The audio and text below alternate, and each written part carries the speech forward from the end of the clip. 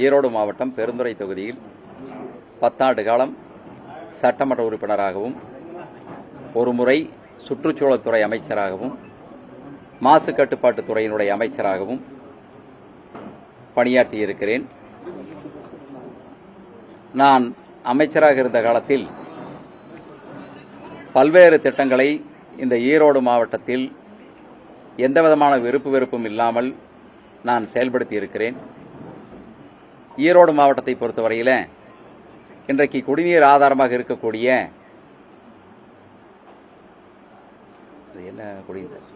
ஈரோடு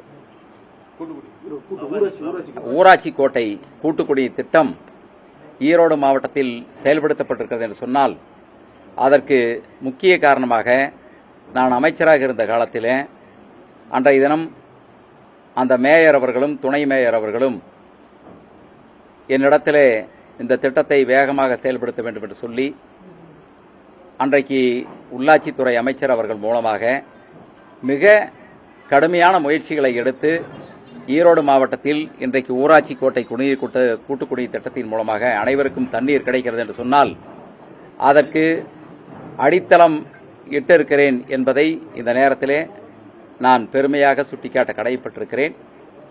அது மட்டுமல்ல, ஈரோடு மாவட்டத்தை பொறுத்தவரையில் அமைச்சராக இருந்த காலத்தில் தாளவாடி பகுதியில் தாலுகா அலுவலகம் என்பது கிடையாது. அது ஒரு மலை பகுதி, மக்கள் வாழக்கூடிய ஒரு பகுதி. தாளவாடியில் இருக்கிற ஆதி திராவிட பழங்குடியின மக்கள் ஒரு பட்டா சிட்டா பெற வேண்டும் என்று சொன்னால் அவர் ஈரோட்டுக்கு அங்கிருந்து 50 கிலோமீட்டர் தொலைவிலே 3 மணி நேரம் பயணம் செய்து சத்தியமங்கலம் வந்துதான் அந்த சான்றிதழை பெற வேண்டும். நான் வருவாய்த்துறை அமைச்சராக இருந்த காலத்தில் தாளவாடி தனி தாலுகா அலுவலகமாக கொண்டு வருவதற்கு அடித்தளமாக இருந்தேன் என்பதை இந்த நேரத்தில் நான் சுட்டிக்காட்ட விரும்புகிறேன். வருவாய்த்துறை அமைச்சராக இருந்த காலத்தில் ஈரோடு குன்றிமலை பகுதியில் அந்தியூர் சத்தியமங்கலத்துக்கு அருகாமையில் இருக்கிற குன்றிமலை பகுதியில் ஆதி திராவிட பழங்குடியின மக்கள் அதிகமாக வசிக்கிறார்கள். அங்கு ஜாதி சான்றிதழ் இல்லாமல் கிட்டத்தட்ட 10 வருடம் ஆகி கூட அந்த மாணவர்களை பள்ளியிலே சேர்த்த முடியாத ஒரு நிலை, அவல நிலை அந்த பகுதியில் இருந்தது. நான் வருவாய்த்துறை அமைச்சராக இருந்த காலத்திலே மாவட்ட ஆட்சியரை அழைத்து சென்று குன்றி மலைப்பகுதி மக்களிடத்திலே அங்கு சென்று கருத்து கேட்டு உடனடியாக கோபி வருவாய் கோட்டாட்சியரை உடனழைத்து உடனடியாக பழங்குடியின மக்கள் குழந்தைகள் உடனடியாக கல்வி பயிலுவதற்கு ஏதுவாக அவர்களுக்கு ஜாதி சான்றிதழ் வழங்க வேண்டும் என்று ஒரு வாரத்திற்கு ஏற்பாடு செய்ய வேண்டும் என்று சொல்லி மிகப்பெரிய நீண்டகால ஒரு 50 ஆண்டு கால பிரச்சனைக்கு அந்த குன்றி மலையிலே வாழக்கூடிய பழங்குடியின மக்களுக்கு ஜாதி சான்றிதழ் வழங்கக்கூடிய ஒரு மிகப்பெரிய ஒரு திட்டத்தை கொண்டு வந்து அந்த குழந்தைகள் படிப்பதற்கு நாங்கள்லாம் பக்கபலமாக கடந்த காலத்தில் அமைச்சராக இருந்த காலத்தில் நாங்கள் பணியாற்றி இருக்கிறோம். அது மட்டுமல்ல, சத்தியமங்கலத்தில் ஒரு கலைக்கல்லூரியை நான் அமைச்சராக இருந்த காலத்தில் அன்றைய முதலமைச்சர் அம்மாவிடத்தில் நாங்கள் கேட்டு கொடுத்திருக்கிறோம். அது மட்டுமல்லாமல் மொடக்குறிச்சி தொகுதியில் கொடுமலையில் இருந்த தாலுகா அலுவலகம் அதை உடனடியாக மொடக்குறிச்சி பகுதி மக்களுக்கு தாலுகா அலுவலகம் இல்லாமல் இருக்கிறது என்று சொல்லி மொடக்குறிச்சி பகுதியில் ஒரு தாலுகா அலுவலகத்தை கொண்டு வந்து அந்த மொடக்குறிச்சி தொகுதி மக்களுக்காக நான் கடந்த காலத்திலே பணியாற்றி இருக்கிறேன். பெருந்துறை தொகுதிக்கு மட்டும் நான் திட்டங்களை கொடுக்கவில்லை. அமைச்சராக இருந்த காலத்தில் பல்வேறு பகுதிகளுக்கும் நாங்கள் திட்டங்களை கொடுத்திருக்கிறோம். ஒரு அமைச்சர் என்ற முறையில் எல்லா தொகுதிகளையும் இரு கண்களாக நினைத்து நான் கடந்த காலத்திலே பணியாற்றி இருக்கிறேன் என்பதை இந்த நேரத்திலே நான் சுட்டிக்காட்ட விரும்புகிறேன். அது மட்டுமல்லாமல் பெருந்துறையை பொறுத்தவரையில் உங்களுக்கு தெரியும், தனியார் ஆக்கிரமிப்பில் இருந்த 100 கோடி ரூபாய் பெருமானம் உள்ள நிலத்தை மீட்டெடுத்து இன்றைக்கு பெருந்துறை நகராட்சி அலுவலகமும் காவல்துறை துணை கண்காணிப்பாளர் அலுவலகம் இன்றைக்கு அமைந்திருக்கிறது என்று சொன்னால் அது நான் அமைச்சராக இருந்த காலத்தில் ஒரு கிஞ்சித்தும் கூட தன்னலம் பாராமல் அந்த இடத்தை 10 நாட்களுக்குள் நாங்கள் திட்டமிட்டு அரசுக்கு சொந்தமாக்கி இன்றைக்கு 100 கோடி ரூபாய் சொத்தை இந்த அரசாங்கத்துக்காக கொடுத்த வரலாறு இருக்கிறது. நாம் பதவியிலே இருக்கிற காலத்தில் பதவியிலே இருந்தோம் என்பதை விட நாம் பதவியிலே இருந்தபொழுது என்ன திட்டங்களை இந்த மக்களுக்காக செய்திருக்கிறோம் என்பதை இந்த மக்கள் அதுதான் நம்முடைய கொள்கையாக இருக்க வேண்டும் என்கிற தாரக மந்திரத்தோடு தான் நான் கடந்த காலத்திலே செயல்பட்டிருக்கிறேன். கொடிவேரி கூட்டுக்குடிநீர் திட்டம் கூட பல்வேறு போராட்டங்களுக்கு இடையிலே தான் அன்றைக்கு நாங்கள் கொண்டு வந்தோம். அதில் இடையிலே 1000 பிரச்சனைகள். ஆனால் இருந்தாலும் கூட அந்த திட்டத்தை அந்த அரசிடத்திலே நாம் கேட்டு பெற்று கொடுத்த காரணத்தில்தான் இன்றைக்கு பெருந்துறை தொகுதியிலே கடுமையான வறட்சி காலத்திலே கூட இந்த கொடிவேரி தண்ணீர் அனைத்து மக்களுடைய தாகங்களையும் தீர்த்துக் கொண்டிருக்கிறது என்பதை நான் இந்த நேரத்திலே சுட்டிக்காட்ட கடமைப்பட்டிருக்கிறேன். நான் 2016ஆம் ஆண்டு நடைபெற்ற பொதுத் தேர்தலில் அன்றைக்கு நான் ஈரோடு மாவட்டத்தினுடைய ஒரே அமைச்சர், மாவட்ட கழகத்தினுடைய செயலாளராகவும் அன்றைக்கு நான் இருந்தேன். அதிமுகவினுடைய மாவட்ட செயலாளர். ஈரோடு மாவட்டத்திலே 8 தொகுதிகளுக்கும் வேட்பாளர் அறிவித்த பின்னால் என்னுடைய தொகுதியிலே 2 நாள் நான் பிரச்சாரம் செய்வேன். மற்ற தொகுதிகளில் பவானிசாகர் தொகுதிக்கு 2 நாள், அந்தியூர் தொகுதிக்கு 3 நாள், மொடக்குறிச்சி தொகுதியிலே 2 நாள் பிரச்சாரம், ஈரோடு கிழக்கு தொகுதி இப்படி எல்லா தொகுதிகளுக்கும் நான் முழுமையாக பொறுப்பேற்று பிரச்சாரம் செய்து அந்த 2016 தேர்தலில் நான் பொறுப்பேற்றுக் கொண்ட அந்த பொது தேர்தலில் தமிழ்நாட்டிலேயே 8 தொகுதிகளை வெற்றி பெற செய்தேன் என்கிற அந்த மனநிறைவு இன்றைக்கும் என்னுடைய மனதில் இருந்து கொண்டிருக்கிறது. காரணம் என்னவென்று சொன்னால், எந்த விதமான பாகுபாடும் இல்லாமல் அன்றைக்கு கூட வேட்பாளராக அறிவித்தவர்கள் எனக்கு பிடித்தவர்களும் இருந்தார்கள், எனக்கு பிடிக்காதவர்களும் இருந்தார்கள். ஆனால் இருந்தாலும் என்னுடைய கடமை மாவட்ட அமைச்சர், நான் மாவட்ட செயலாளர், எல்லா வேட்பாளர்களையும் நான் வெற்றி பெற செய்ய வேண்டியது என்னுடைய கடமை என்று எந்த விதமான மனமாச்சரியம் இல்லாமல் நான் வேலை செய்து 8 தொகுதிகளையும் பெற்று தந்தேன் என்பதை இந்த நேரத்திலே நான் மனமகிழ்ச்சியோடு தெரிவித்துக் கொள்கிறேன். அதற்கு பின்னாலே கருத்து வேறுபாடு. அன்றைக்கு நான் ஒரு சிறிது காலம் அண்ணா திராவிட முன்னேற்ற கழகத்திலிருந்து சிறிது காலம் விலகி இருந்தேன். அதற்கு பின்னால் திராவிட முன்னேற்ற கழகத்திலே நான் இணைந்து 4 வருடங்கள் கழித்து எனக்கு மாவட்ட கழக பொறுப்பாளர் பதவியை மாண்புமிகு அன்றைக்கு தமிழ்நாட்டினுடைய முதலமைச்சரும் கழகத்தினுடைய தலைவரும் என்றைக்கும் என்னுடைய மனதிலே நீங்காத அன்பை பெற்றிருக்கிற ஒரு சிறந்த மனித பண்பாளர் மரியாதைக்குரிய மாண்புமிகு மு.க. ஸ்டாலின் அவர்கள் எனக்கு வழங்கினார்கள். ஓராண்டு காலம்தான் எனக்கு மாவட்ட செயலாளர் பதவி வழங்கப்பட்டதாக இருந்தாலும் கூட அந்த ஓராண்டு காலத்திலே ஒரு நாளை கூட நான் என்னுடைய சொந்த விருப்பு வெறுப்புக்கோ அல்லது நான் என்னுடைய தனிப்பட்ட விருப்பு வெறுப்புக்கோ நான் எந்த ஒரு நாள் கூட விடுமுறை எடுக்காமல் அந்த 365 நாட்களும் பெருந்துறையிலும் பவானியிலும் கடுமையாக நான் உழைத்தேன் என்பது பெருந்துறையிலும் பவானியிலும் இருக்கிற கழகத்தினுடைய நிர்வாகிகளுக்கு நன்றாக தெரியும். அது மட்டுமல்ல, இந்த இயக்கத்திலே சேர்ந்த பின்னால் நாடாளுமன்ற தேர்தல் வந்தது. நாடாளுமன்ற தேர்தலிலே இந்திய கம்யூனிஸ்ட் இயக்கத்திற்கு இந்த தொகுதியை கூட்டணிக்காக ஒதுக்கினார்கள். கூட்டணியிலே மதிப்புக்கும் மரியாதைக்கும் உரிய அண்ணன் தோழன் சுப்ராயன் அவர்கள் இந்த தொகுதியிலே போட்டியிட்டார்கள். அப்பொழுது நான் எந்த பொறுப்பிலும் கிடையாது, திராவிட முன்னேற்ற கழகத்தில் வெறும் உறுப்பினர். ஆனால் இருந்தாலும் கூட நான் அவருக்காக 20 நாட்கள் முழுமையாக என்னுடைய பிரச்சார வாகனத்தை நானே ஏற்பாடு செய்து என்னுடைய சொந்த செலவில் தினந்தோறும் நான் எல்லா இடங்களுக்கும் சென்று மரியாதைக்குரிய அண்ணன் சுப்பராயன் அவர்களுடைய வெற்றிக்கு நான் பக்கபலமாக இருந்திருக்கிறேன். அன்றைக்கு பொறுப்பிலே இல்லாவிட்டாலும் கூட தலைமை என்ன நம்பிக்கையோடு என்னை இயக்கத்திலே சேர்த்தார்களோ அந்த நம்பிக்கையை காப்பாற்றுற விதத்தில் அந்த பெருந்துறை தொகுதியில் 13,000 வாக்குகளை தோழர் சுப்பராயன் அவர்கள் கூடுதலாக பெற்றார்கள்.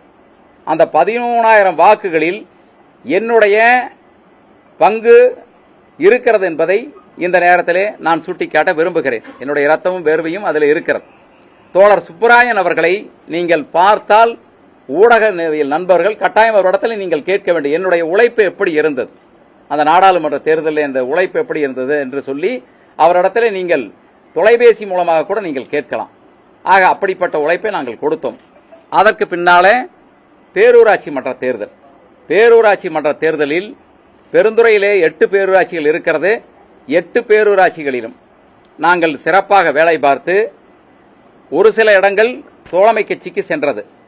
பெரும்பாலான இடங்களில் 90% இடங்களில் திராவிட முன்னேற்ற கழகம் பெருந்துறையிலே பேரூராட்சியிலே வெற்றி பெறுவதற்கு நான் பக்கபலமாக இருந்து நான் பாடுபட்டேன் என்பது தலைமைக்கும் நன்றாக தெரியும். இங்க இருக்கிற மதிப்புக்கும் மரியாதைக்குரிய அண்ணன் பொறுப்பு அமைச்சர் அண்ணன் மாவட்ட அமைச்சர் முத்துசாமி அவர்களுக்கும் நன்றாக தெரியும்.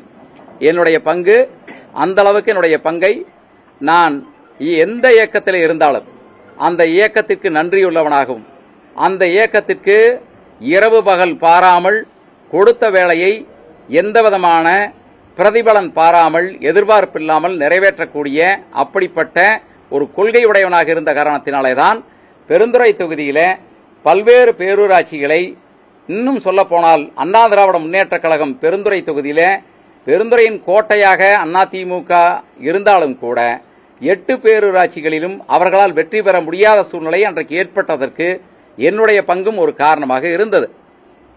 ஆகவே இதெல்லாம் கடந்த காலத்தினுடைய வரலாறுகள். அதற்கு பின்னால் சட்டமன்ற தேர்தல் வந்தது. என்னை மாண்புமிகு தளபதி அவர்கள் வேட்பாளராக அறிவித்தார்கள். ஒவ்வொரு முறையும் அவர் என்னை நேரில் பார்க்கிற பொழுது பாசத்தோடு பழகுவார்கள். அவருடைய மனித நேயம் இன்றைக்கும் என்னுடைய மனதிலே ஆளாத வடுவாக இருக்கிறது. ஆகவே அப்படிப்பட்ட தளபதி அவர்கள் பெருந்துறையை, பவானியை நீங்கள் வெற்றி பெற்று விடுவீர்களா என்று ஒவ்வொரு முறையும் என்னிடத்திலே தொடர்ந்து கேட்டுக்கொண்டே இருப்பார்கள். என்னுடைய மனதிலே 2 தொகுதிகளையும் எப்படியாவது நான் கட்டாயம் வெற்றி பெற்று தர வேண்டும் என்று நான் எந்த அளவுக்கு என்னுடைய உழைப்பையும் என்னுடைய இரத்த வேர்வையும் செலவிட வேண்டுமோ அந்த அளவுக்கு நான் களத்திலே இறங்கி எந்த அந்த உச்சகட்ட பணி என்று சொல்லுவார்களே அந்த உச்சகட்ட பணியை இந்த தொகுதியிலும் இடைப்பட்ட நாட்களிலே 4 நாட்கள் பவானியிலும் அந்த இடைப்பட்ட காலத்திலே பவானி தொகுதியினுடைய வேட்பாளரிடத்திலே அந்த கூட்டம் நடக்கிற பொழுது அதிலும் போய் கலந்து கொண்டு அங்கும் அந்த பணியை நான் என்னுடைய பணியை சிறப்பாக செய்திருக்கிறேன். தேர்தல் முடிவுகள் வந்தது. தேர்தல் முடிவுகள் 9000 சொச்சம் வாக்குகள் வித்தியாசத்திலே இந்த தொகுதியில திராவிட முன்னேற்ற கழகம் வெற்றி வாய்ப்பை இழக்கக்கூடிய ஒரு சூழ்நிலை இருந்தது. அதற்கு பின்னால் தேர்தல் முடிந்தது. ஆய்வுக்குழு என்று சென்னையிலிருந்து வந்தார்கள். அந்த ஆய்வுக்குழு வெற்றி வாய்ப்பை திமுக இழந்த தொகுதிகளை குறிப்பாக ஆய்வு செய்தார்கள். அவர்கள் என்ன ஆய்வு செய்தார்கள், என்ன தகவலை தலைமைக்கு கொடுத்தார்கள் என்பது எனக்கு தெரியாது. அது ஆய்வு செய்துவிட்டு 30 நாட்கள், 1 மாதம் கழிந்தது. 1 மாதம் கழிந்த பின்னாலே என்னிடத்தில் ஒரு கூட்டத்தை நான் இங்கு என்னோட அலுவலகத்தில் இயக்கத்தினுடைய பாக முகவர்கள் கழக நிர்வாகிகள் கூட்டத்தை கூட்டியிருந்தேன். அந்த கூட்டத்திற்கு வந்த 75-80% நிர்வாகிகள் நமது தொகுதியில நமது இயக்கத்தை சார்ந்தவர்கள் பல பேர் நமது இயக்கத்திற்கு எதிராக வேலை பார்த்தார்கள். ஆகவே அவர்கள் மீது தலைமை நடவடிக்கை எடுக்க வேண்டும் என்று கருத்துக்களை வெளிப்படையாக சொன்னார்கள். அதனுடைய பதிவுகள் எல்லாம் இருக்கிறது. அதனுடைய பதிவுகள் முழுமையாக இருக்கிறது. நான் எந்த விதமான குற்றச்சாட்டும் யார் மீதும் சொல்லவில்லை. இன்றைக்கும் நான் சொல்ல போவதில்லை. இடைப்பட்ட காலத்திலே கூட நான் மாற்று இயக்கத்திற்கு செல்லுவதாக பல பேர் ஊடகத்திலே தொடர்ந்து பதிவிட்டுக் கொண்டிருந்தார்கள். அதற்கெல்லாம் நான் பதில் சொல்லவில்லை. ஆனால் அப்படிப்பட்ட ஒரு சூழ்நிலை என்பது இதுவரை இல்லை. ஆனால் அப்படிப்பட்ட திட்டமிட்டு அந்த ஊடகத்தின் மீது தகவலை பரப்பினார்கள். யார் பரப்பினார்கள் என்று சொன்னால், யார் இந்த இயக்கத்திற்கு எதிராக வேலை பார்த்தார்களோ அவர்கள்தான் அந்த திட்டமிட்டு அந்த ஊடகத்தில் அந்த தகவலை பரப்பினார்கள். ஆனால் இயக்கத்தினுடைய 70% நிர்வாகிகள் இந்த தொகுதி திமுக வெற்றி பெற்றதே இல்லை, இந்த முறை வெற்றி பெற்ற வேண்டும் என்று சொல்லி 70%க்கு மேற்பட்ட திராவிட முன்னேற்ற கழக நிர்வாகிகள் மிகவும் கடுமையாக வேலை பார்த்தார்கள். அதில் எந்த விதமான மாற்று கருத்தும் கிடையாது. ஆனால் இந்த 9000 சொச்சம் வாக்குகள் என்பது மிக குறைவு. ஒரு 5000 வாக்குகளை நான் கூடுதலாக பெற்றிருந்தால் நான் வெற்றியை பெற்றிருக்கலாம். ஆனால் நான் வெற்றி பெறாததற்கு இங்கிருக்கிற நிர்வாகிகள் தான் காரணம் என்று நான் இப்பொழுது சொல்லப் போவதில்லை. அவர்களால் தான் வெற்றி வாய்ப்பை இழந்தேன் என்றும் நான் சொல்லப் போவதில்லை. காரணம், அந்த வலிமை என்பது யாருக்கு இருக்கிறது என்று எனக்கு தெரியாது. ஆனாலும் கூட வெற்றி வாய்ப்பை நாம் இழந்தது என்கிற காரணத்தை தேடுவதை விட நமது இந்த சில நிர்வாகிகள், முக்கியமான நிர்வாகிகள்லாம் அந்த வெற்றிக்கு உழைத்தார்களா என்பதுதான் கேள்வி. குறிப்பாக நான் இந்த நேரத்தில் சில கருத்துக்களை நான் வெளியிட விரும்புகிறேன். ஊடக நண்பர்கள் உங்களுக்கு எல்லாம் நன்றாக தெரியும், எனக்கென்று சில கொள்கைகள் இருக்கிறது. நான் இந்த இயக்கத்திற்கு வந்தது என்னை வளப்படுத்திக் கொள்வதற்காக அல்ல. ஒரு நாள் கூட நான் நல்ல தூக்கம் தூங்கியது கிடையாது. இங்கு வந்த பின்னால் வெற்றி பெறாத தொகுதியை வெற்றி பெற செய்ய வேண்டும் என்பதுதான் என்னுடைய நோக்கம். பெருந்துறை தொகுதியுடைய வளர்ச்சி என்பது, நான் சட்டமன்ற உறுப்பினராகவும் அமைச்சராகவும் இருந்த காலத்தில் என்னுடைய வளர்ச்சி என்பது வேறு. தமிழ்நாட்டிலே எந்த தொகுதியிலும் இல்லாத வளர்ச்சியை பெருந்துறை தொகுதியிலே நான் கொண்டு வந்த காரணத்தினாலே தான் இன்றைக்கு இந்த ரியல் எஸ்டேட் தொழிலே ஈரோடு மாவட்டத்தில் பெருந்துறை கொடிகட்டி பறந்து கொண்டிருக்கிறது. ஈரோடு மாவட்டத்தில் இந்த மைக்ரேட்டிங் பாப்புலேஷன் என்பது பெருந்துறையிலே தான் அதிகம்.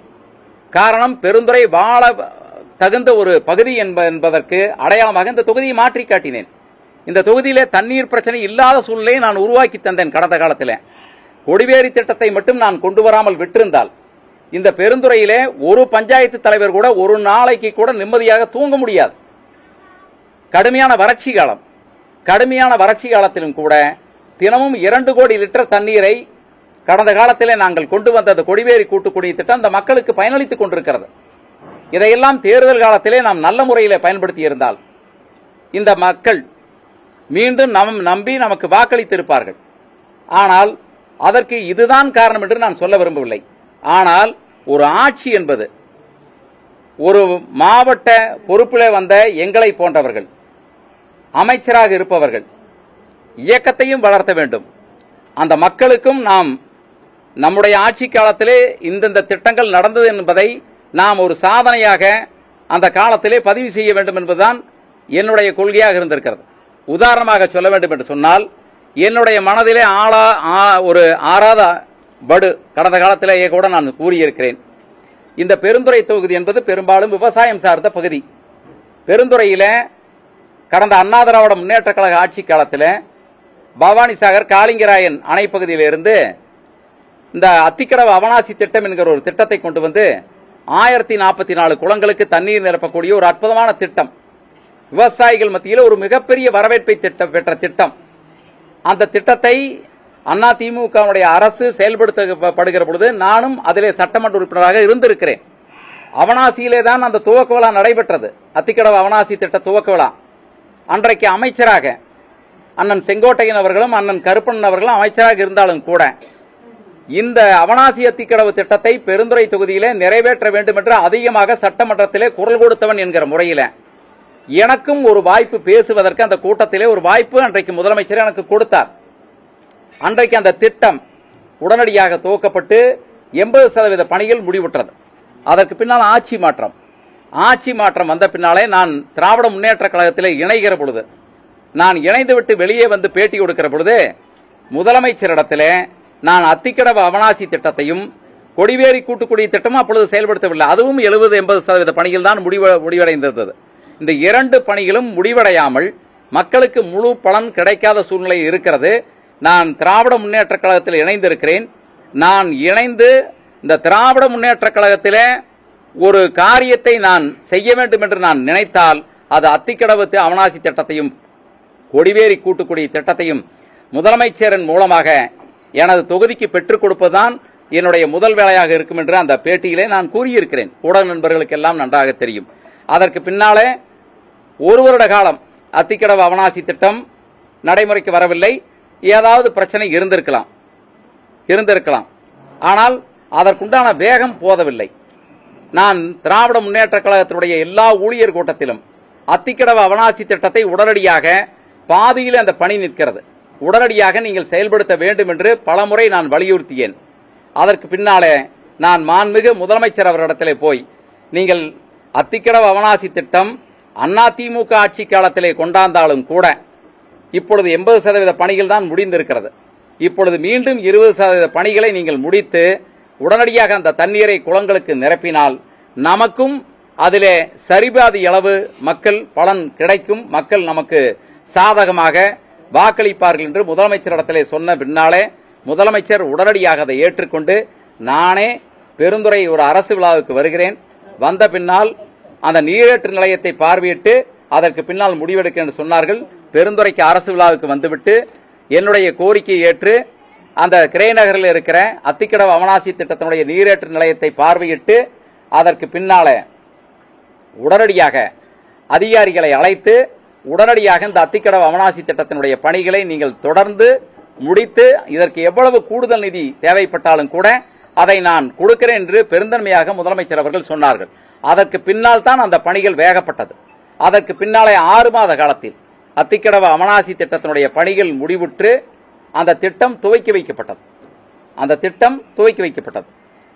துவக்கி வைக்கப்பட்ட பின்னாலே 6 மாதம் கழித்து பவானி ஆற்றில 2 லட்சம் கனஅடி தண்ணீர் சென்றது. அணை ஆறு முழுவதும் தண்ணீர் நிரம்பி செல்கிற பொழுது அதனுடைய உபரி நீரை இந்த அத்திக்கடவு அவனாசி திட்டத்தினுடைய குளங்களுக்கு நிரப்ப வேண்டும் என்பது ஒரு விதி. இந்த திட்டத்திலே ஏதாவது குறை இருந்தால் எல்&டி நிறுவனம் இதனுடைய ஒப்பந்தத்தை எடுத்திருந்தது. எல்&டி நிறுவனம் எப்பொழுது அழைத்தாலும், மாவட்ட நிர்வாகம் எப்பொழுது அழைத்தாலும் எல்&டி நிறுவனம் வந்து இதை சரி செய்து கொடுக்க வேண்டும்.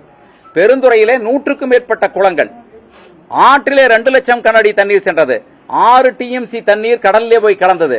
ஆனால் ஒரு முறை 1044 குளங்களுக்கும் 3 மாவட்டத்திலே உள்ள குளங்களுக்கும் ஒரு முறை நீரை நிரப்ப வேண்டும் என்று சொன்னால் வெறும் 1.5 டிஎம்சி தண்ணீர் இருந்தால் நாம் நீரை நிரப்பிவிடலாம். ஆனால் அந்த கிட்டத்தட்ட 25 நாட்கள் ஆற்றிலே தண்ணீர் கரைபுரண்டு ஓடியும் கூட இந்த பெருந்துறையில அல்லது 3 மாவட்டத்திலே இருக்கிற குளங்களுக்கு தண்ணீர் விடப்படவில்லை. இது உண்மை. நான் இது சம்பந்தமாக மாவட்ட அமைச்சரிடத்திலும் மனு கொடுத்தேன், மாவட்ட ஆட்சியரிடத்திலும் நான் மனு கொடுத்தேன். இதற்கு பின்னால் முதலமைச்சருடைய உதவியாளரிடத்திலும் நான் இதை பற்றி மனு கொடுத்தேன். இதற்கு என்ன காரணம் என்று சொன்னால், இதுக்கு என்ன காரணம் என்று அவர்களே அப்பொழுது இருந்தவர்கள் அதை பற்றி சிந்தித்துக் கொள்ளட்டும். நான் இல்லை என்று சொல்லவில்லை. இது பெருந்துறை தொகுதியில இருக்கக்கூடிய மக்களுக்கு அன்றைக்கு மட்டும் எல்லா குளங்களுக்கும் தண்ணீர் நிரப்பியிருந்தால், இப்பொழுது கடுமையான குடிநீர் பஞ்சம். குன்னத்தூர் குளத்திற்கு மட்டும்தான் ஓரளவு தண்ணீர் நிரப்பப்பட்டது. அங்கு சுற்றியுள்ள கிராமங்களுக்கு இன்றைக்கும் துளியளவு கூட தண்ணீர் பஞ்சம் கிடையாது. ஆனால் மற்ற குளங்களுக்கும் இதை போல தண்ணீர் நிரப்பி இருந்தால் இந்த பெருந்துறையில இன்னும் ஓராண்டு காலக்கு தண்ணீர் பஞ்சம் வந்திருக்காது. ஆக கட்சியை வளர்த்த வேண்டும் என்கிற கொள்கையும் நமக்கு வேண்டும். அதே சமயத்தில் மக்களுடைய ஆளுங்கட்சியாக இருப்பவர்கள் மக்களுடைய குறைகளை தீர்ப்பவர்களாகவும் இருக்க வேண்டும். அப்பொழுதுதான் நாம் இந்த கட்சியை இங்கு வளர்க்க முடியும் என்கிற எண்ணத்திலே தான் என்னுடைய செயல்பாடு இருந்தது. ஆனால் நான் தொடர்ந்து கோரிக்கை வைத்தும் கூட ஆனால் அந்த மாவட்ட நிர்வாகம் அதை கண்டுகொள்ளவில்லை. கடைசியாக மாவட்ட பொறுப்பு அமைச்சரும் மாவட்டத்தினுடைய எல்&டி நிறுவனத்தை சார்ந்தவர்களை அழைத்து வந்தார்கள்.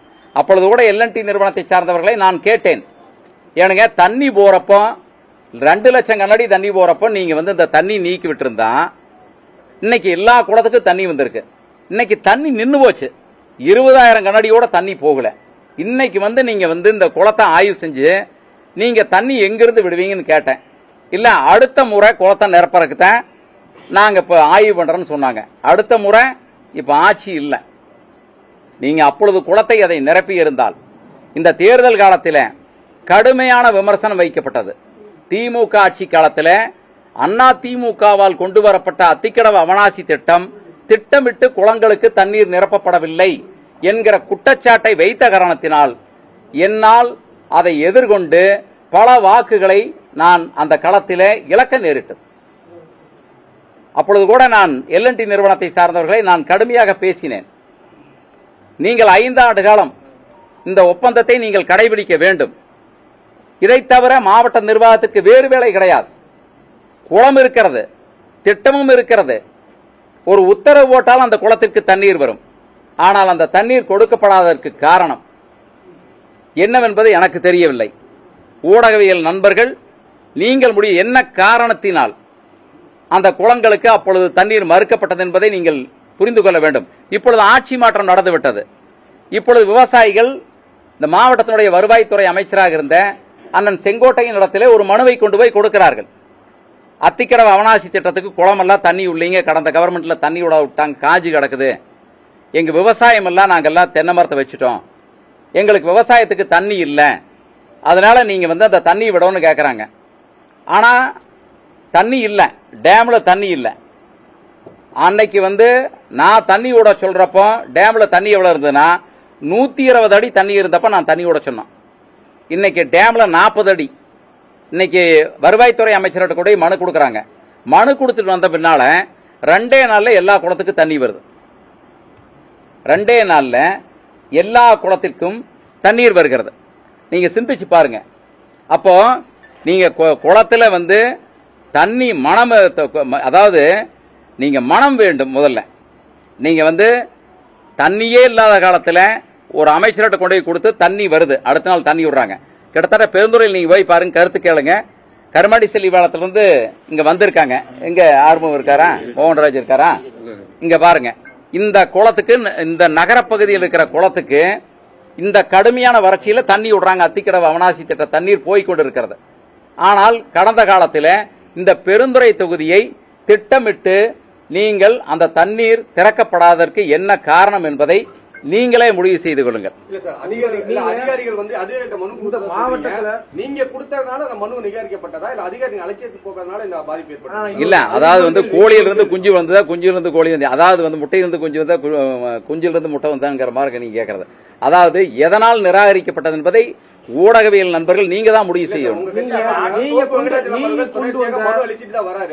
ஆனா வந்துட்டு இவர் அடிக்கக்கூடிய மனுக்கள் வந்து அதிகாரிகள் அலட்சியம் கட்டிட்டு தான் இருக்காங்க. கட்சியில வந்து உட்கட்சி பூசலா போய்கிட்டு இருக்கு. முன்னாள் அமைச்சர் முத்துசாமி அவர்களுக்கும் ஒரே நிமிஷம் அவர் பேசுறாரு, அவர் போட்டு கேள்வி கேட்கறாரு, எடுக்க சொல்லுங்க. இருங்க, ஒரே நிமிஷம் எடுக்கிறாங்களா? எடுத்துறாங்களா? அவர் பேசுறாருங்க. சொல்லுங்க, நீங்க ஒரே நிமிஷம் அண்ணா இருங்க. அவரு ஒரே நிமிஷம் சக்தி கேட்கறது. ஒரே நிமிஷம்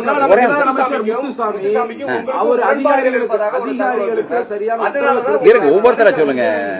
ஆர்கே ஒரே நிமிஷம் அவர் முடிச்சிட்டு அவரு முன்னாள் அமைச்சர் முத்துசாமி அதிகாரிகளுக்கு உரிய உத்தரவை பிறப்பிக்காதனால தண்ணீர் திறந்து விடப்படவில்லை. அப்படி ஒருவேளை தண்ணீர் திறந்து விடப்பட்டால் உங்களுக்கு நல்ல பேர் கிடைச்சதுனால தடுத்துட்டார் அப்படிங்கிறது உங்களுடைய குற்றச்சாட்டா? இல்ல, அது உங்களுக்கு கிடைச்ச தகவலா இந்த குற்றச்சாட்டான்னு என்ன நீங்க கேக்குறீங்களா? நீங்க சொல்லுங்க. நான் என்ன சொல்றேன்னா, நான் வந்து களத்துல என்ன நிலவரங்கிற சொல்லிட்டேன். நீங்க ஊடகவியல் நண்பர்கள் யார் மனசுல என்ன நினைச்சிருக்காங்கிறத உங்களுக்கு வந்து அத்துப்படி நீங்க ஜெர்னலிஸ்ட் படிச்சுட்டு வந்திருக்கீங்க, நீங்க முடிவுன்னு சொல்லுங்க. நான் வந்து அமைச்சர் அண்ணன் முத்துசாமி வந்து ஒரு மிகப்பெரிய சீனியர். நான் அவர் வந்து அமைச்சராக அந்த காலத்தில் நான் கல்லூரியில் படிச்சுட்டு இருந்தேன். அவர் பேரில் ஒரு மிகப்பெரிய நான் மதிப்பும் மரியாதையும் இன்றளவும் நான் வைத்திருக்கிறேன். நான் கூட குமுதம் ரிப்போர்ட்டர் பத்திரிகையில் ஒரு பேட்டி கொடுக்குறப்போ கொஞ்சம் கூடுதலாக போய் அதில் துரோகின்னு ஒரு பேரை அவர்கிட்ட சேர்த்திட்டாங்க. நான் மறுபடியும் அவங்கள கூப்பிட்டு கேட்டேன், இந்த வார்த்தை அவர் வயசுக்கு நீங்க வந்து இந்த வார்த்தை போடாதீங்க, நான் சொல்லவே இல்லையே, நீங்க அந்த வார்த்தையை சேர்த்திட்டீங்களேன்னு சொன்னேன். இல்ல, நாங்க அது பத்திரிகையில போடுறப்ப சிலதெல்லாம் நாங்க போடுவோம்னு சொல்லிட்டாங்க.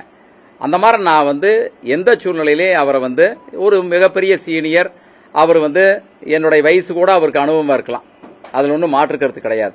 இன்னைக்கு அவர் பேர் நான் மரியாதை வச்சிருக்கிறேன். ஆனா நான் கோரிக்கை வச்சதுனால தண்ணி விட்டாங்களா அல்லது விடலையாங்கிறது எனக்கு தெரியல.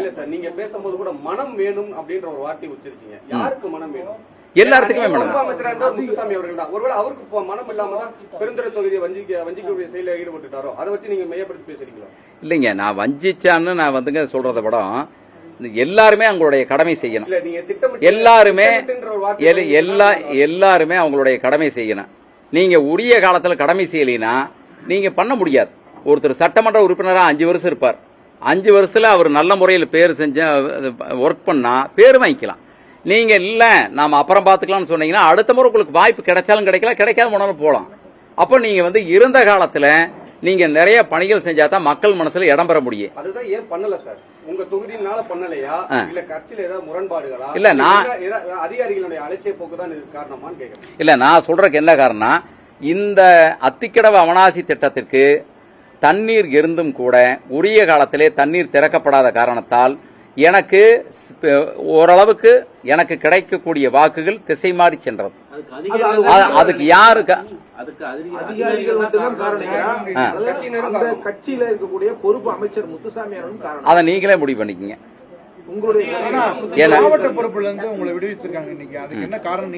அதாவது நான் சொல்லிடுறேங்க. அடுத்தபடியாக இன்னும் பல, அதாவது ஏற்கனவே இருக்கு, சிப்காட் பிரச்சனை இருக்கு, குடிநீர் பிரச்சனை சம்பந்தமான வழக்குகள்லாம் இருக்கு, அது சம்பந்தமான வழக்குகள்லாம் போட்டிருக்காங்க. இப்போ வந்து சில இந்த தேர்தல் நேரத்தில் சில இடங்களில் முக்கியமான நிர்வாகிகள் கழகத்தில் சரியாக வேலை பார்க்கவில்லை என்று நான் சொல்லவில்லை. இந்த இயக்கத்தை அங்காங்கே இருக்கிற ஒன்றிய கழக செயலாளர்கள், பேரூர் கழக செயலாளர்கள் எல்லோரும் என்னிடத்தில் வந்து மனு கொடுத்தார்கள். தேர்தல் முடிந்த பின்னால் மனு கொடுத்தால் அந்த மனுவை நான் தலைமைக்கு அனுப்பினேன். தலைமையிலே நான் சொன்னேன், இப்படிப்பட்ட பல இடங்களிலே நமது இயக்கத்திற்கு எதிராக எதிர்க்கட்சி வேட்பாளருக்கு ஆதரவாக பல இடங்களிலே செயல்பட்டார்கள். ஆகவே இதை நீங்கள் நல்ல முறையில் விசாரித்து அதற்கு பின்னால் என்னையும் கூப்பிடுங்கள். நீங்கள் தனிப்பட்ட முறையிலே விசாரணை நடத்துங்கள். அதற்கு பின்னால் என்னையும் கூப்பிடுங்கள். விசாரித்துவிட்டு அவர்கள் மீது தவறு இருந்தால் யார் தவறு செய்தார்களோ அவர்கள் மீது நடவடிக்கை எடுங்கள். அல்லது என் மீது தவறு இருந்தால் என் மீது நீங்கள் நடவடிக்கை எடுங்கள். இதுதான் நான் தலைமை இடத்துல சொன்னது. உங்களை கூப்பிட்டு அழைச்சு பேசினாங்களா? எதுக்காக இன்னைக்கு இந்த பதிவுல இருந்து பறிக்கப்பட்டது?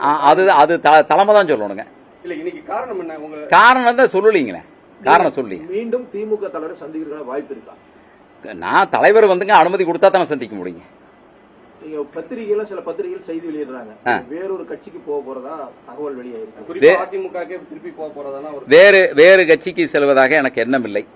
அதிமுகவுக்கு செல்வதாகவும் எனக்கு எண்ணம் இல்லை. அது திட்டமிட்டு பரப்பப்படுகிற ஒரு தவறான தகவல். திறந்த திமுக நீங்க பணியாற்றுவீங்களா? திமுகவில் நான் பணியாற்றுறதும் ஆற்றாததும் இன்னும் ஒரு அதிகபட்சமாக ஒரு வார காலத்தில் இதற்குண்டான நான் சொன்ன கருத்துக்களுக்குண்டான விளக்கங்களை தலைமை ஆராய வேண்டும். இப்போ நான் இருக்கலாம், நான் தான் திமுகவில் இந்த திமுக ஆட்சிக்கு வரணும், நான் தான் இந்த எம்எல்ஏ ஜெயிக்கணும்லாம் நான் சொல்ல வரல. பட்டு நீங்க அதாவது நாம எப்படி செயல்படுறோங்கிற விட எப்படி செயல்படாது இருக்கணும் அப்படிங்கிறது மிக முக்கியம். நீங்க யாரை வேணாலும் வச்சு நடத்தலாம், அதில் ஒன்றும் மாற்றுக்கிறது இல்லை. ஆனா நீங்க நடத்துறவங்க கடந்த காலத்தில் எப்படி இருந்தார்கள் நான் கேட்கிறேன். சென்ற முறை கொங்கு பேரவைக்கு இந்த தொகுதியை ஒதுக்கினார்கள். KKC பாலு ஈஸ்வரன் அவர்களுடைய சம்பந்தி KKC பாலு நின்றார்கள். அவருக்கு எப்படி இவர்கள் வேலை பார்த்தார்கள் என்று அனைவருக்கும் தெரியும், தொகுதியில் இருக்கிற அத்தனை பேருக்கும் தெரியும். அவர் தேர்தல் முடிந்த பின்னாலே தலைவரிடத்தில் போய் ஒரு புகார் கொடுத்திருக்கிறார். நீங்க KKC பாலு அவர்களை கேட்டாலே தெரியும். அவர் ஒரு புகார் மனு கொடுத்துட்டு இருந்தார். எப்படி இந்த இயக்கத்தை சார்ந்தவர்கள் கூட்டணி கட்சிக்கு இந்த தொகுதி ஒதுக்கப்பட்ட பின்னால் எனக்கு எந்த விதமான ஒத்துழைப்பும் வழங்கவில்லை, முக்கியமான பொறுப்பிலே இருப்பவர்களெல்லாம் எனக்கு எதிராக வேலை பார்த்தார்கள் என்று KKC பாலு அவர்களே பலமுறை சொல்லியிருக்கிறார். ஆக கடந்த முறை சட்டமன்ற தேர்தலிலும் இதுதான் நடந்தது. அதற்கு முன்னால் 2001ஆம் ஆண்டு தேர்தலில் பல்லபாளையம் ரிட்டையர்டு ASP கோவிந்தசாமி என்று ஒரு காவல்துறை அதிகாரி கொங்கு பேரவையின் சார்பாக திமுக கூட்டணியிலே போட்டியிடுகிறார். திமுக கூட்டணியிலே நினைக்கிறேன், திமுக கூட்டணியிலே போட்டியிடுகிறார். அவருக்கும் இதே நிலை நடந்தது. ஆக என்னுடைய கருத்து, நாம் விருப்பப்பட்டால் வேலை பார்க்கலாம், விருப்பமில்லை என்று சொன்னால் அமைதியாக இருந்து விடலாம். நாம் இந்த இயக்கத்திற்கு எதிராக நாம் திமுகவில் இருந்து கொண்டு அண்ணா திமுகவுக்கு ஓட்டு கேட்பதும், அண்ணா திமுகவில் இருந்து திமுகவுக்கு ஓட்டு கேட்பதும், அது எதிர்காலத்தில் அவர்களுக்கே நாளைக்கு ஒரு வாய்ப்பு வரலாம். இப்ப எதிராக ஓட்டு கேட்டவங்களுக்கு நாளைக்கு சீட்டு கொடுக்குறாங்க வச்சுக்கோங்க, அவங்க போய் அடுத்த முறை நீங்க உதயசூரியனுக்கு ஓட்டு கேட்டா என்னங்க போன தடவை ரெட்டை இலைக்கு ஓட்டு கேட்டீங்க, இந்த முறை நீங்க உதயசூரியனுக்கு ஓட்டு கேட்கறீங்க, இந்த மக்கள் கேட்பாங்களா கேட்க மாட்டாங்களா? இருக்கிற இடத்துல நீங்க விசுவாசமா இருக்குன்னு தான் சொல்றது. இதை கண்காணிக்கக்கூடிய பொறுப்பு யாருக்கு இருக்கிறது? கண்காணிக்கக்கூடிய பொறுப்பு நான் இதை இந்த தொகுதியில பல பிரச்சனைகள் வந்தது, அதையெல்லாம் பொறுப்பு அமைச்சர் இடத்துல நான் பலமுறை சொன்னேன். அது வேண்டியதில்லை. நான் தான் அவரை பத்தி எந்த குறையும் நான் சொல்ல போறதில்லை, அவர் குற்றச்சாட்டு சொல்ல போறதில்லை. அவர் மீது எனக்கு மிகுந்த மரியாதை இருக்கிறது. இன்றளவும் அதை பற்றி நான் குறை கொள்ள தயாராக இல்லை. கூட வரக்கூடிய இடைத்தேர்தல் ஏதாவது போட்டியிடக்கூடிய வாய்ப்புகள் இருக்கா? நீங்க சுயேட்சா கூட அதாவது எந்த கட்சிக்கு நீங்க போகல, இருப்பினும் கூட வரக்கூடிய இடைத்தேர்தல் நீங்க போட்டியிட வாய்ப்பு இருக்கா? நீங்க ஒரு வாரத்துல முடிவு சொல்லிருக்கீங்க. அதனால சப்போஸ் இங்க இருந்து விலகிறீங்கன்னு வச்சுங்க, சுயேட்சையா போட்டியிட முன்பிருந்தோர் நேற்றில்லை, நேற்றிருந்தோர் இன்றில்லை, இன்றிருப்போர் அது சொல்ல முடியாது. அது எம்ஜிஆர் ஒரு படத்துல அதை சொல்லுவார், நாடொருமன் படத்துல, முன்பிருந்தோர் நேற்றில்லை, நேற்றிருந்தோர் இன்றில்லை, இன்றிருப்போர், அது அவ்வளவுதான். அது நாளைக்கு இடைத்தேர்தல் வர்றப்ப அதை நாம் பேசிக்கலாம். இல்ல இன்னைக்கு உங்க வாட்ஸ்அப் ஸ்டேட்டஸ் கூட எம்ஜிஆர் அவர்களை மையமாச்சு தான் வாட்ஸ்அப். நான் எம்ஜிஆருடைய ரசிகன், இல்ல இன்னைக்கு எம்ஜிஆருடைய ரசிகன் இல்லைங்க. அது அது வசனம், அது எம்ஜிஆர் பேசின வசனம். அந்த வசனத்தை எப்படி வேணாலும் எடுத்துக்கிட்டு அதை பத்தி எனக்கு கவலை இல்லை. அது எப்படி வேணாலும் எடுத்துக்கிட்டு வாட்ஸ்அப் ஸ்டேட்டஸ்ங்கிறது மரியாதைக்குரிய நமது முன்னாள் பொதுப்பணித்துறை அமைச்சர் அண்ணன் ஏவா வேலு கூட சட்டமன்றத்தில் அரை மணி நேரம் எம்ஜிஆரை பற்றி பேசினார்கள். அது மட்டுமல்லாமல் மாண்புமிகு நமது முன்னாள் முதல்வர், என்னுடைய மிகுந்த மதிப்புக்கும் மரியாதைக்கும் உரிய அண்ணன் தளபதி அவர்கள் பலமுறை தனிப்பட்ட முறையிலே எம்ஜிஆருடைய ரசிகன் என்று சொல்லியிருக்கிறார்கள். ஆகவே எம்ஜிஆருடைய ஸ்டேட்டஸ் வைப்பது, என்றைக்கும் எம்ஜிஆருடைய ரசிகனாக நான் இருக்கிறேன், அது சந்தேகம் கிடையாது. ஸ்டேட்டஸ்ல ஏதோ கருத்துக்கள் இருக்கலாம், அது என்ன கருத்துங்கிறத நீங்க முடிவு பண்ணிக்கங்க. அதை நான் வந்து கட்டாயமா நான் சொல்லி முடிச்சிடறேன். கட்டாயமா தளபதி அவர் தளபதி அவர்களை பற்றி பேரை கூட சொல்ற அளவுக்கு இல்லாத அவருக்கு வேலை அவ்வளவு மரியாதை வச்சிருக்கிறேன். தளபதி அவர்கள் மீதும் அல்லது துணை முதலமைச்சர் அவர்கள் மீதும், அது அடுத்தபடியாக மண்டல பொறுப்பாளர் நம்ம செந்தில் பாலாஜி அவர்கள் மீதும் எந்த விதமான எனக்கு கருத்து மாச்சரியம் கிடையாது. எனக்கு உரிய மரியாதை கொடுத்தார்கள். ஆனால் உரிய மரியாதை கொடுக்கப்பட்டதை ஒழிய அவர்கள் இந்த தொகுதியில் கடந்த காலத்திலே ஜெயிக்காத ஒரு தொகுதியை ஜெயிக்க வேண்டும் என்று சொன்னால் இந்த தொகுதியிலே இடையிலே நான் தலைமைக்கு கொண்டு போன கருத்துக்களை எல்லாம் அவர்கள் ஆழமாக உன்னிப்பாக கவனித்திருக்க வேண்டும். நான் ஏதோ இன்னைக்கு டிவிக்கு அடிச்ச அலையில தான் நாம போயிருச்சுன்னு நாம சொல்ல முடியாது. ஏன்னா 57 தொகுதியில ஜெயிச்சிருக்கிறான். அந்த தொகுதியில எல்லாம் டிவிக்கு வீசலையா? அப்ப இந்த ஈரோடு மாவட்டத்தில் 8 தொகுதியிலும் தோல்வி இருக்கிறது என்று சொன்னால் அதற்குண்டான காரணங்களை நீங்கள் ஆராய வேண்டும். நான் சொன்னது அத்திக்கடவு திட்டம் போற நீங்க ஒருத்தர் இப்ப நான் இன்னைக்கு சட்டமன்ற உறுப்பினரா இல்லைனா கூட இன்னைக்கு பெருந்துறையில கொடிவேரி திட்டம்னா என்னோட பேரை சொல்லுவாங்க. இன்னைக்கு மணமகிழ் மன்றத்தை எடுத்து இன்னைக்கு நகராட்சி அலுவலகமா என்னோட பேரை சொல்லுவாங்க. பெருந்துறையில் ரவுண்டானாவா என் பேரை சொல்லுவாங்க. அந்த மாதிரி நாம் பதவியில் இருந்த காலத்தில் நாம எப்படி நம்முடைய பயணம் இருந்தது என்பதை மக்கள் எடுத்து கூறக்கூடிய வகையில நம்முடைய நிர்வாகம் இருந்தால் மீண்டும் அடுத்த முறையும் களத்திலே மக்களை சேர்ந்து சந்திக்க முடியும். ஆனா நாம் இருக்கிற நேரத்தில் நாம ஆட்சி தக்க வைக்கணும், மக்களை சந்தோஷப்படுத்தணும், மக்களை திருப்திப்படுத்தணுங்கிறத நாம உள்கட்சி பிரச்சனையை நாம இந்த தொகுதி நாம் ஜெயிக்க கூடாது, இந்த தொகுதி நாம் ஜெயிக்க கூடாது, இவன் வந்துடக்கூடாது, அவன் வந்துடக்கூடாது அப்படின்னு நீங்க வேலை பார்த்தீங்கன்னா ஒரு ஆட்சியை இழந்திருக்கிறது. ஒரு ஆட்சி இன்றைக்கு இழந்து நிற்கிறது. ஆக அதற்கு காரணத்தை மாண்புமிகு தளபதி அவர்கள் தான் ஆராய வேண்டும். நீங்க யார் வேணாலும் போய் சொல்லலாம். நாளைக்கு நான் நினைச்சா 2000 பேர்த்த கூட்டிட்டு போய் தலைமையில் விளக்கம் சொல்ல முடியும். ஆனா அதற்குண்டான இப்ப தலைமை வெற்றி வாய்ப்பு இழந்திருக்கக்கூடிய இந்த இக்கட்டான நேரத்தில் தலைமைக்கு நான் ஒரு நெருக்கடி தரக்கூடாது என்கிற காரணத்தினாலே தான் நான் இங்கிருந்து எல்லாரும் இங்கிருந்த நிர்வாகிகள்லாம் அந்தந்த பகுதியில் கிட்டத்தட்ட எனக்கு 200 எத்தனை பேர் கொடுத்துருப்பாங்க, ஒரு 200-300 பேர் எனக்கு லெட்டர் கொடுத்துருக்காங்க. என்ன தோல்விக்கு காரணம் என்கிற லெட்டர் என்கிட்ட கொடுத்துருக்காங்க. ஆனால் அந்த லெட்டர் நான் கூட கொடுக்கல, நான் தளபதியை கொடுக்கல. இன்னைக்கு இருக்கிற சூழ்நிலையில் நம்ம குற்றச்சாட்டுக்கு போய் போகக்கூடாது, நம்ம சண்டையெல்லாம் அங்கே வேண்டாம் அப்படின்னு சொல்லி நான் தான் தடுத்திருந்தேன். ஆனால் இதையெல்லாம் ஆராய வேண்டிய இடத்துல இருக்க வேண்டியவர்கள் நீங்க அதற்கு அதை விட்டு நீங்க ஏதாவது ஒரு வகையில காட்டிலே வந்த செய்தியும் நீங்கள் இன்னொன்று ஏதோ மனம் போன போக்கிலேயும் சில நேரங்களிலே சில முடிவுகள் வருகிற பொழுது அது இயக்கத்திற்கு நல்லதா, இப்ப நீங்க பொறுப்பிலிருந்து எடுத்தது எனக்கு நல்லதா, இந்த கட்சிக்கு நல்லதாங்கிறது காலம் பதில் சொல்லும். உட்கட்சி பூசல் தான் முக்கிய காரணம். உட்கட்சி பூசல் தான் முக்கிய காரணம் திமுக தோல்வி ஆட்சி இழந்ததற்கு. அதற்கு அமைச்சர் முத்துசாமி காரணம் அப்படின்னு நீங்க நினைக்கிறீங்களா? உட்கட்சி பூசல் தான் முக்கிய காரணம். உட்கட்சி பூசல் பெருந்துறை தொகுதியில் நிலவர உட்கட்சி பூசலும் அதை கண்டிச்சு அதை கவனிச்சு சரி செய்யாத அமைச்சர் முத்துசாமி தான். அண்ணன் முத்துசாமி நினைத்திருந்தால் இந்த பெருந்துறை தொகுதியில மட்டுமல்ல ஈரோடு மாவட்டத்தில் 8 தொகுதிகளிலும் உட்கட்சி பூசலை முழுமையாக கட்டுப்படுத்தி ஏதாவது ஓரளவுக்கு பாதி தொகுதியிலேயாவது வெற்றி பெறக்கூடிய ஒரு வாய்ப்பை அவர் நினைத்திருந்தால் உருவாக்கி இருக்கலாம். அவர்தான் காரணம் என்று நான் சொல்வதை விட அவர் மனதார நினைத்திருந்தால் இந்த பல இடங்களில் நான் பார்டர்ல தான் எங்களது போகுது, எங்களது ஒரு 9000 சில்லறை தான். 5000 ஓட்டு மாறி இருந்தா ஒரு 5000 ஓட்டு மாறினா நம்ம லீடிங்கில் வந்துடுறோம். கிட்டத்தட்ட 7 ரவுண்டு நாம லீடிங்கில் தான் வர்றோம். அப்போ அவர் எந்த அளவுக்கு அவருக்கு மனம் இருந்தது என்று எனக்கு தெரியவில்லை. நான் அவர் தான் முன்னால் நின்று தோக்கடிச்சாரு அப்படிங்கறதுக்குண்டான எந்த ஆதாரமும் என்கிட்ட கிடையாது. எந்த ஆதாரம் கிடையாது. அவரு கோயில போய் சாமி கும்பிடலாம், நானும் சாமி கும்பிடுறேன்.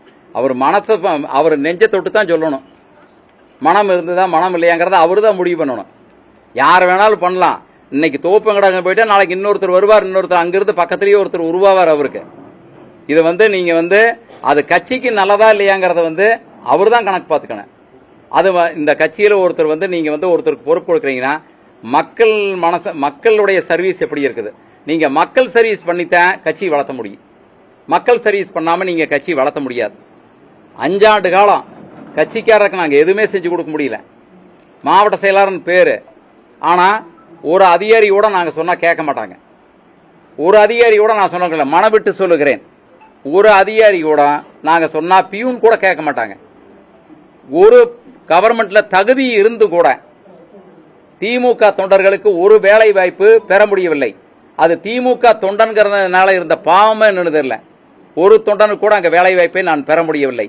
இந்த இயக்கத்திற்காக உழைத்த ஏழை தாழ்த்தப்பட்ட மக்கள் எத்தனையோ பேர், தன்னுடைய கணவன் எங்கேயோ டாஸ்மார்க்கில் வேலையில் இருக்கார், 50 தினம் 100 கிலோமீட்டருக்கு போய் வேலை பார்த்துட்டு வரார். நான் திமுகவில் காலங்காலமா இருக்கிறேன், எங்களுக்கு ஒரு டிரான்ஸ்ஃபர் வேணும்னு கேட்டு கூட நான் இயக்கத்துக்கு வந்த பின்னால்தான் அவங்களுக்கு அந்த டிரான்ஸ்ஃபர் நான் வாங்கி தர்றேன். இப்படிப்பட்ட கீழே இருக்கிற தொண்டர்களுடைய மனநிலையும் நீங்கள் தெரிந்து கொள்ள வேண்டும்.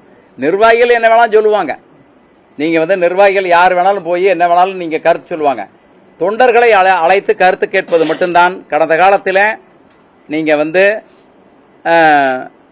நான் ஏற்கனவே இருந்த இயக்கத்தில் அம்மா அவர்கள் 2 முறை தோல்வியுற்ற பொழுது கிளை செயலாளர் கூப்பிட்டு தான் கருத்து கேட்டாங்க. நீங்க முக்கியமான நிர்வாகிகள் கூப்பிட்டு கருத்து கேட்கறது முக்கியமான நிர்வாகி எனக்கு வேண்டப்படாத ஆள் பார்ப்பாங்க. இவர் வந்தா எனக்கு நல்லவரா, அவர் வந்தா நல்லவரா தானே பார்ப்பாங்க. தொண்டர்கள் அணைச்சுக்க நீங்க கருத்து கேட்க, தொண்டன் தான் எந்த விதமான பிரதிபலனும் பார்க்காத இருக்கக்கூடிய இந்த தொண்டன்.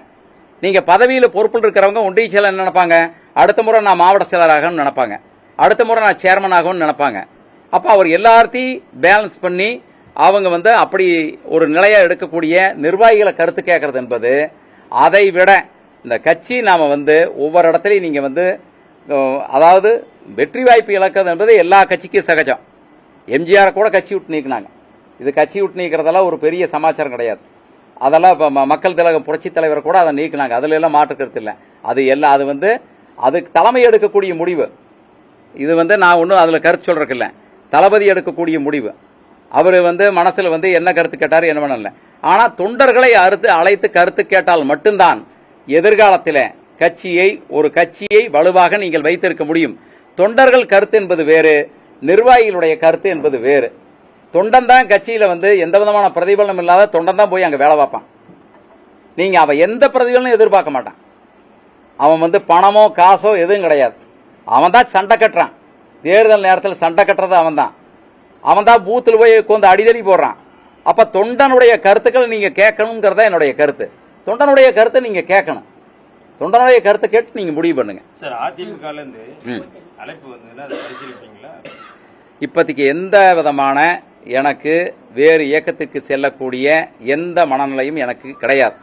ஏன்னா இது இது சில பேர் திட்டமிட்டு இது ஒரு 10 நாளாவே அதிமுக வரப்போகுது. அதிமுக நிக்கிறதுக்கு வலுவா நான் கிடையாது. நீங்க முன்னாள் அமைச்சர், இந்த நிலைமையில எங்களுக்கு கிடைச்ச தகவல் என்ன, அதிமுக உங்களுக்கு அழைப்பு வந்திருக்கு, மாவட்ட கழக செயலாளர் பதவி தரப்போறதாகவும் பெருந்துறை இடைத்தேர்தலில் போட்டியிடுவதற்கு வாய்ப்பு வழங்குறதாகவும் உங்களுக்கு அழைப்பு வந்திருக்கிறது. ஏனுங்க இருங்க, நான் சொல்லிடுறேன். இப்போ திமுகவில் நான் கிளை செயலாளர் இல்லை, அங்க மாவட்ட செயலாளர் கொடுக்குறேன்னு சொல்றாங்கன்னு சொன்னா, இங்க பதவி இல்லை, அங்கனாலும் போய் மாவட்ட செயலாளர் வாங்க. இங்கேயும் மாவட்ட செயலாளர் தான் இருக்கிறான், இங்கேயும் மாவட்ட செயலாளர் தான் இருக்கிறான், இங்கேயும் இருக்கிறான். அழைப்பு விடுத்தா நீங்க பரிசீலிப்பீங்களா? கட்டாயமா இப்பொழுது மாற்றுக் கட்சிக்கோ அதிமுகவுக்கு செல்லக்கூடிய வாய்ப்பு கிடையாது என்பது உறுதியான நிலைப்பாடு.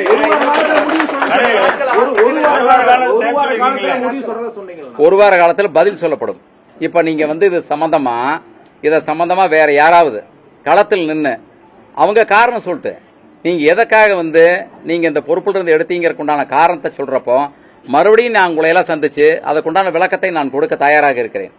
ஏன்னா நான் விளக்கம் நான் கொடுத்துத்தான் ஆகணும். இப்ப நான் சொல்லியிருக்கிறேன், ஏற்கனவே கொங்கு பேரவைக்கு கூட்டணிக்கு கொடுத்து KKC பாலு அவர்கள் தோற்கடிக்கப்பட்டார்கள். அதற்கு பின்னால் 2011 நீங்க ஏசி கோவிந்தசாமி அவர்கள் நின்ற பொழுது அவரும் தோற்கடிக்கப்பட்டார்கள். தொடர்ந்து இந்த தொகுதியில் அப்படிப்பட்ட செய்கை தொடர்ந்து நடந்து கொண்டிருக்கிறது. அதனால அது சம்பந்தமா ஏதாவது அவங்க மறுப்பு தெரிவிச்சாங்கன்னா அதுக்குண்டான பதில் நாம கொடுக்கறோம்னு சொல்லியிருக்கிறோம். முன்னாள் அமைச்சர் முத்துசாமி போஸ் இதெல்லாம் தீர்த்து வச்சிருக்கான்னு சொல்லி சொல்றீங்க. ஆனா அவர் அவர் தொகுதியிலே தோத்து போயிட்டாரு. அவரு சீனியர், அவர் தொகுதியில என்ன நிலவரங்கிறது எனக்கு தெரியல. அவர் தொகுதியில் தோத்து போட்டாரு, அவரு வந்து இவ்வளவு ஓட்டுல தோத்து போயிட்டாரு, நாம இவ்வளவு ஓட்டு தான். அதை வந்து நான் வந்து சொல்ல விரும்பல. ஸ்டாலின் 25,000 ஓட்டுகள் வித்தியாசத்துல அமைச்சர் முத்துசாமி தோல்வி அடைஞ்சிருக்காரு. அறிமுகம் இல்லாத வேட்பாளர், அதுவும் தோல்விதான். இல்லைங்க, நான் சொல்றது ஈரோடு மாவட்டத்தில் 8 தொகுதியிலும் வெற்றி வாய்ப்பை திமுக இழந்திருக்கிறது. இழந்ததுக்குண்டான காரணத்தை கண்டுபிடிக்க வேண்டும். நீங்க வந்து டிவிக்கு அலைன்னு சொல்லி நீங்க தட்டி கழிக்க கூடாது என்பதுதான் என்னுடைய கருத்து. டிவிக்கு அலைன்னு நீங்க சொல்றத படம் டிவிக்கு அலையில அடிச்சதுன்னா நீங்க 57 தொகுதியில் எப்படி ஜெயிச்சிருப்பீங்க? அப்ப அங்க டிவிக்கு அலை அடிச்சிருக்கும்ல. அப்ப நாம வந்து இங்க என்ன மக்கள் பணியில நம்ம குறைபாடா? கட்சிக்காரருக்கு நம்மளுக்கு டேம்ஸ் இல்லையா? கட்சிக்காரரு கீழ் இருக்கிற தொண்டனுக்கு ஏதாவது மனக்குறையா? அப்ப அதையெல்லாம் நீங்க ஆராய்ஞ்சா நீங்க எதிர்காலத்தில் வந்து இப்ப நான் இருந்துதான் திமுக மாவட்ட செயலாளர் இருந்துதான் இந்த கட்சி வளரணுங்கிற அவசியம் கிடையாது. அது ஒரு மிகப்பெரிய புளிய மரம் ஆலமரம்னு வச்சுக்கோங்க. அது யார் இருந்தாலும் அது வளர வேண்டிய நேரத்தில் வளரும்.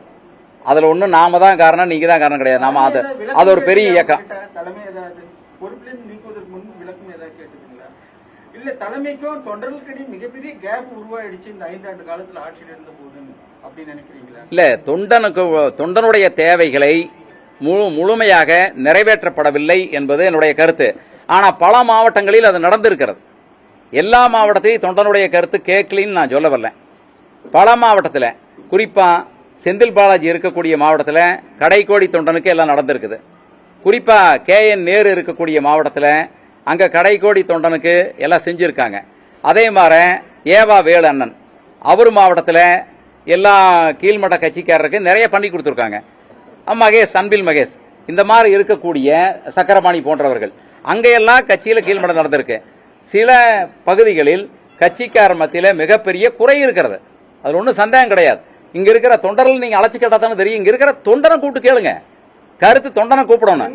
நீங்க தலைமையில் எங்கெங்க தொண்டர்கள் அரவணைக்கப்பட்டார்களோ அங்கு வெற்றி பெற்றிருக்கு தொண்டர்களுடைய மனதை குளிர வைத்த மாவட்டத்தில் அந்த கட்சி வெற்றி பெற்றிருக்கிறது. இது உங்ககிட்ட விளக்கம் கேட்டாங்களா? பொறுப்புல இருந்து நீக்குவதற்கு முன்பு என்கிட்ட விளக்கம் கேட்கல. அதாவது கொடுக்கறக்கு எந்த அளவுக்கு அவங்களுக்கு உரிமை இருக்குதோ அது மாதிரி பொறுப்பு வந்து எடுக்கிறக்க அவங்களுக்கு உரிமை இருக்கு. அதை வந்து நான் ஏன்னு கேட்க முடியாது. அரசியல்ல நீங்க ஒரு சீனியர் உங்களை நீக்கினது வருத்தம் அளிக்குதா? என்னை விட சீனியர் மினிஸ்டர் யாராச்சும் சொல்லி நீக்கிருக்கலாம். வெற்றி பெற்றது இருக்கு இல்லையா, அது வந்து இயற்கையா நடந்த மாதிரி உங்களுக்கு தெரியல, அது செயற்கையா நடந்த மாதிரி இருக்கு. அதுல வந்து ஸ்டாலினே தோத்துருக்காரு, முதலமைச்சரே தோத்துருக்காரு. அப்படி இருக்கும்போது எதுக்காக இந்த நடத்திட்டு இருக்காங்க? இல்லைங்க, அதாவது வந்து அவர் வந்து தளபதி அவர்கள் வெற்றி வாய்ப்பு ஒரு மிகப்பெரிய வருத்தத்துக்குரிய நிகழ்வு. அதில் ஒன்றும் ஜீரணிக்க முடியாத நிகழ்வு. தாவேகா வெற்றி பெற்றது என்பது கட்டாயமா ஒரு எதிர்பார்ப்புல தாவேகாவுக்கு ஓட்டு போட்டிருக்காங்க. அதான் அவங்க ஆராயணும், என்ன விதமான எதிர்பார்ப்புல அவங்க ஓட்டு போட்டிருக்காங்கிறத ஆராயணும். இப்போ நம்மளுடைய செயல்பாடுகள், இப்போ நாம வந்து நான் கேண்டிடேட், நான் இங்க வந்து வெறும் மாவட்ட செயலாளர் மட்டும் இல்லை, ஒரு கேண்டிடேட் போய் கம்ப்ளைண்ட் பண்ணலாம். ஏனுங்க மாவட்ட செயலாளர் எனக்கு ஒத்துழைப்பு கொடுக்கல, அதனால நான் தோத்துட்டுன்னு சொல்லலாம்.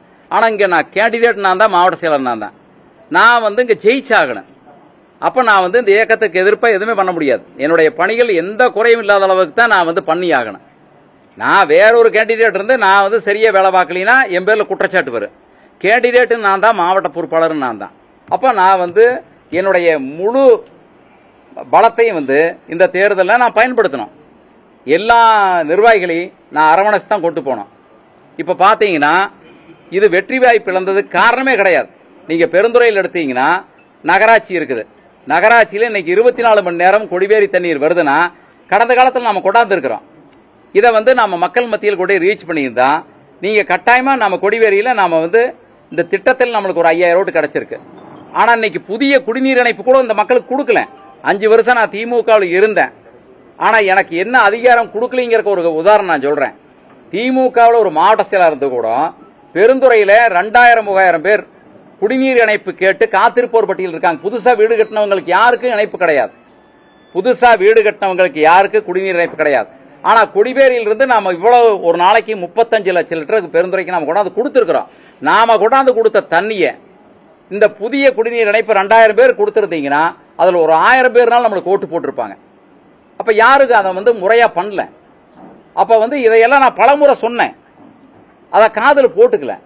அப்ப நீங்க மாவட்ட செயலாளர் இருந்தா மட்டும் பாதாது. மாவட்ட செயலாளர் நாம சொல்ற நியாயமான கருத்துக்களை ஏத்துக்கணும்.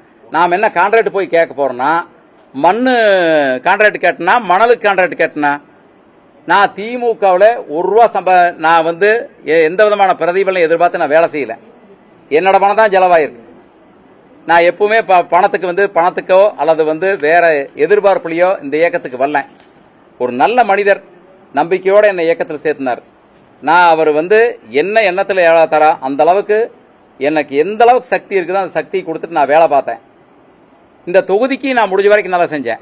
ஒரு ஆர்டிஓ அலுவலகம் கொடுத்தாங்க, அதுக்கு இன்னும் கட்டடம் கிடையாது பெருந்துறையில். அதே மாதிரி இந்த ரிஜிஸ்ட்ரேஷன் ஆபீஸ், பத்திரப்பதிவு அலுவலகம் ஒரு நெருக்கடியான இடத்துல கூட அந்த பத்திரப்பதிவு அலுவலகத்தை கட்டுறாங்க. அதை நான் பலமுறை சொன்னேன், எனக்கு இந்த இடத்துல கட்டினீங்கன்னா பெருந்துறை டெவலப் ஆயிடுச்சு. இந்த இடத்துல வந்து 100 கார் நீங்க ரொம்ப டாக்குமெண்ட் அதிகமாக வர அன்னைக்கு 100 கார் அங்கே நிற்கி. அகரகார ஸ்ட்ரீட்டே பூரா டிராபிக் ஆகி போயிடும். இந்த இடத்த மாற்றி ஒரு இடத்துல கட்டணும்னு நான் எத்தனை முறை மனு கொடுத்துருப்பேன். அந்த திட்டம் கிடையாது. பெருந்துறையில் சிப்காட்னால கிட்டத்தட்ட கேன்சர் இன்னைக்கு இந்த 5 வருஷம் சிப்காட்டில் மிகப்பெரிய பாதிப்பு. கேன்சர் எங்க பார்த்தாலும் கேன்சர். ஆனா அந்த 5 வருஷத்துல நான் எத்தனை முறை மனு கொடுத்திருப்பேன், ஒரு கேன்சர் சென்டர் ஆரம்பிங்க பெருந்துறையில. நானும் அமைச்சரா இருந்த வந்தானே, நான் என்ன கேட்டு போடுவேன், நான் என்ன டென்டரா கேட்டேன், கேன்சர் சென்டர் தானே கேட்டேன், கேன்சர் சென்டர் தான் கேட்டேன். இவர் ஹெல்த் மினிஸ்டர் வந்தப்ப கூட நான் உடைய அவர்கிட்ட வந்து தபாலா கொடுத்தேன், நம்ம மாவட்ட அமைச்சர்கிட்ட கொடுத்தேன், மாவட்ட கலெக்டர்கிட்ட கொடுத்தேன். ஒரு கேன்சர் சென்டர் நாம் பெருந்துறையில் போட்டிருந்தா இந்த பொல்யூஷன் மூலமா வரக்கூடிய பாதிப்பில் இருந்து மக்கள் விடுபட்டு கொஞ்ச நாள் ஒரு நம்பிக்கை வந்திருக்கு அந்த மக்களுக்கு. சரி, திமுக ஆட்சியில இந்த மாதிரி நம்ம பெருந்துறையில் கேன்சர் வந்தா கூட அவங்களுக்கு ஒரு சென்டர் போட்டிருக்காங்க, நான் போய் குணப்படுத்திக்கலாம் அப்படின்னு வந்து அவங்களுக்கு ஒரு நம்பிக்கை வந்திருக்கு. அப்ப நீங்க வந்து இந்த மாதிரி நான் 10 ஆண்டுகள் இங்க இருந்த என்னுடைய கருத்து எதுவுமே கேட்கப்படவில்லை என்று சொன்னால் நான் வேற என்ன கேட்டிருந்தா சொல்லிட்டு நாளைக்கு தாராளமா யார் வேணாலும் இந்த மாதிரி பிரஸ் மீட் போட்டு அவர் தனிப்பட்ட ஆதாயத்தை கேட்டாரு, தனிப்பட்ட விருப்புக்காக வந்தாரு, அவர் அந்த காரியம் கேட்டாரு, இந்த காரியம் கேட்டாரு, அவர் ஆகல, அதனால வந்து அவர் வருத்தப்பட்டாரு, அதனால நாங்க நடவடிக்கை எடுத்துன்னு சொல்லிட்டு நான் அதுல கட்டுப்படுறேன். உங்க திட்டத்துக்கு இதுக்கான முட்டுக்கட்ட போடுறது யாருங்க? என்னங்க நீங்க சொல்ற திட்டத்துக்கு முட்டுக்கட்ட போடுறது யாரு? அது சொல்லிட்டாரு.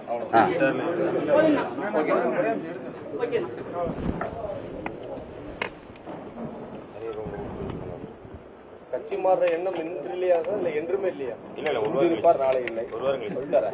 ஒரு வாரம் டைம் கொடுத்துருக்கோம். 18 முடிச்சு எந்த எண்ணமும் எனக்கு கிடையாது. பத்திரிகையில் வந்த செய்திகள் தவறானது, அதாவது வந்து வாட்ஸ்அப்ல வந்த செய்தி தவறானது. எனக்கு எந்த இயக்கத்திற்கும் செல்லக்கூடிய எனக்கு ஆசை இல்லை. இதுவரை அப்படிப்பட்ட முயற்சி எதிலும் நான் 100% ஈடுபடவில்லை. நான் உண்மையைத்தான் சொல்லுவேன், உண்மைக்கு மாறாக எதுவும் பேச மாட்டேன். அத்துணையும் புரளி. ஆனால் நாளை என்பது நீங்கள் சொல்லியிருக்கீர்கள், நாளை இதை பற்றி நான் கொடுத்த இந்த விளக்கத்திற்கு ஏதாவது பதில் இருந்தால் எப்பொழுது வேண்டுமானாலும் நீங்கள் என்னிடத்துல பேட்டி எடுக்கலாம். இன்னும் நிறைய செய்தி இருக்குது. ஆனா நான் ஒரு இயக்கத்திலிருந்து நாம் ஒரு பொறுப்பிலிருந்து நடவடிக்கை எடுத்த பின்னால ஒரு இயக்கத்தை பற்றி குறை சொல்வதும் அல்லது நாம் அங்க இருக்கிற தலைவர்களை பற்றி குறை சொல்லிட்டு வெளியே வருவது அவ்வளவு மரியாதையாக இருக்காது. அதனால எனக்கு தெரிஞ்ச ஒரு சிலதை மட்டும் தான் சொல்லி இருக்கிறேன். நிறைய பாதிப்புகள் இருக்கிறது, நிறைய பாதிப்புகள் இருக்கிறது. சிப்காட்ல உங்களுக்கு தெரியும், சிப்காட்ல வழக்கு போட்டாங்க. நீங்க சுற்றுச்சூழல் பாதிக்குன்னு சொல்லி உள்ளிருப்பு போராட்டம் பண்ணவங்க பேர்ல வழக்கு போட்டாங்க. வழக்கு போட்ட குடும்பம் யாருமே நான் எங்களுக்கு ஓட்டு போடல. நான் அப்பவே சொல்றேன், வழக்கு வேண்டாங்க, வழக்கை வாபஸ் வாங்கன்னு சொல்லி நான் முதலமைச்சர் அலுவலகத்தில் அளிக்கப்பட்ட கடிதத்தினுடைய பலனாகத்தான் அந்த வழக்கு வாபஸ் பெறப்பட்டது. நான் தான் கூட கடிதம் கொடுத்தேன். அந்த வழக்கு வந்து 42 பேர்ல இருந்த வழக்கு வாபஸ் வாங்கப்பட்டது. வழக்கு நாங்க வந்து கொக்கோ கோலா பிரச்சனை வந்து நான் அமைச்சரா இருந்தப்ப அவ்வளவு தூரம் வந்தப்ப கூட யார் பேர்லயும் வழக்கு போடல. ஆனா வழக்கு போடுறாங்க.